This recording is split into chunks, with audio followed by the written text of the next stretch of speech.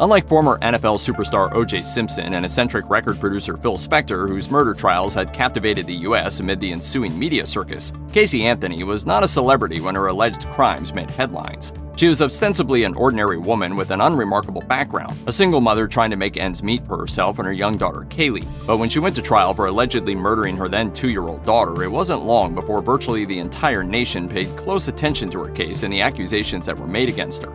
These included, but were definitely not limited to, the apparent inconsistencies with her claims that a nanny kidnapped Kaylee, as well as the public's assumption that she killed the young girl so that she could focus on living a carefree, decadent life of drinking and party. Two of the key supporting characters in the Casey Anthony trial were her parents, George and Cindy Anthony, who played a huge part in raising Kaylee and were understandably heartbroken by the death of their granddaughter.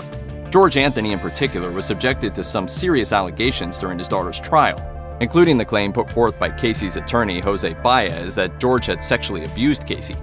To hear that come out of his mouth, I wanted to jump that and attack him.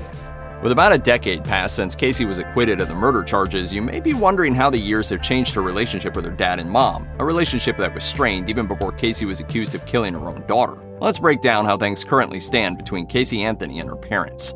In the years following the death of her granddaughter, Cindy Anthony publicly seemed to be somewhat willing to give Casey the benefit of the doubt, suggesting in an interview with True Crime Daily in 2017 that Kaylee might have died because of her mom's negligence, or because Casey had a seizure and blacked out. I'm not sure if she didn't have a seizure that day and blacked out and found Kaylee in the pool. However, that didn't necessarily mean Cindy was willing to remain cordial with her daughter, as reported by the Daily Mail in July 2019.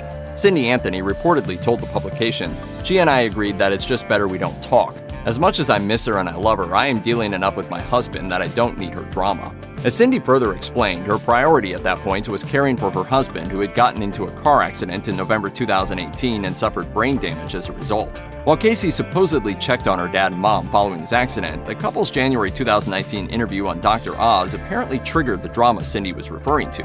Casey told the Daily Mail that it would, quote, take more than an I love you to repair her relationship with her parents. According to the outlet, that was the last straw for Cindy, who chose to stop talking to Casey so she could pay closer attention to George as he recovered. Perhaps not surprisingly, George and Casey Anthony did not speak for several years after she was acquitted in 2011.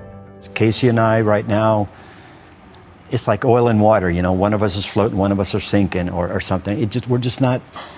We're not connected anymore.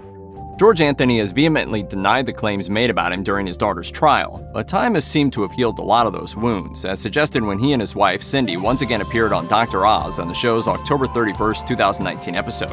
As quoted by People, George Anthony told the show's host, Dr. Mehmet Oz, that he wrote a letter to his daughter asking for a reconciliation. I said, Casey, no matter what, I'm still your dad and I love you. Because you can't move on if you keep on holding all these things inside. You need to be able to express yourself. George also told Dr. Oz that he was ready to forgive Casey despite the things she had previously done. I miss a hug from her. And those hugs that I got from her, they mean the most. George's comments about Casey came 2 years after he told True Crime Daily that he didn't want to see or talk to his daughter ever again, and that as far as he was concerned back then, he actually lost his daughter and his granddaughter in 2008. Check out one of our newest videos right here. Plus, even more grunge videos about the world's most notorious people are coming soon. Subscribe to our YouTube channel and hit the bell so you don't miss a single one.